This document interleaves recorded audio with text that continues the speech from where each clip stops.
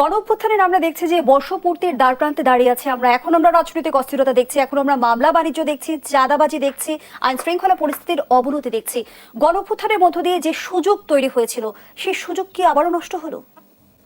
সম্পূর্ণ নষ্ট হয়েছে, এবং এই সম্পূর্ণ নষ্ট হওয়ার পেছনে ডক্টর ইউনূসের নিজেরই অবদান বেশি, তার অথর্ব স্বরাষ্ট্রমন্ত্রীর অবদান বেশি।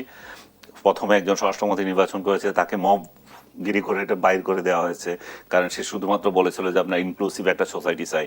অথচ এখনই তো দরকার হচ্ছে ইনক্লুসিভ সোসাইটি আমাদের কেন দরকার।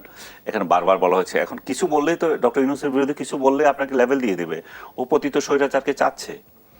এই যে কিন্তু কথা বলার সংস্কৃতিতে এটা একটা বড় যন্ত্রণা। কিন্তু উনার প্রতি যে মানুষের অগাধ বিশ্বাস, এই বিশ্বাসের সঙ্গে উনি যে বিশ্বাসের মূল্য যে রাখতে পারেন নাই, সেটা সেটা সেটা জবাবদিহিতা কোথায় আসবে? উনার অদক্ষতা, উনার রাষ্ট্র পরিচালনার কোনো দক্ষতা নেই। উনি এসছেন, বসছেন, এনজয় করছেন। উনি যদি দক্ষতার সাথে চালাতে পারতেন, ওনাকে আমি দোষীও করি না, কারণ যারা তাকে চেনেন তারা আগে থেকেই চেনেন যে উনি ব্যক্তিকেন্দ্রিক লোক।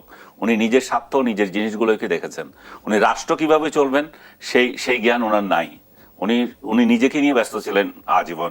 উনি নিজেকে কিভাবে ওয়ার্ল্ড ওয়াইড ফোকাস করতে হয় সেই কোটি কোটি টাকা ব্যয় করে উনার তৈরি করেছেন, নিজের ইমেজ তৈরি করেছেন। সেই ইমেজের ভিত্তিতে আমরা তাকে মনে করেছি যে আমাদেরকে উদ্ধার করতে পারবেন।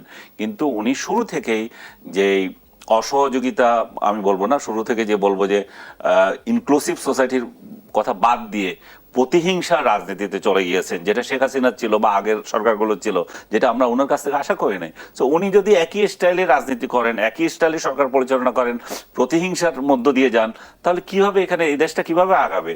এই যে এক দল আরেক দলকে সহ্য করতে পারছেন না, নিজের দলের মধ্যে নিজেরা সহ্য করতে পারছেন না, চাঁদাবাজি এমন হার বাড়ছে, কিন্তু আনিস আলমগীর, এর দায় কি আসলে অন্তর্বর্তী সরকারের নাকি রাজনৈতিক দলগুলোর উপর বর্তায়? আমি 100% দেবো যে এটা অন্তর্বর্তী সরকারের উপর। কারণ রাজনৈতিক দলগুলো কি ওনাকে নিষেধ করেছে?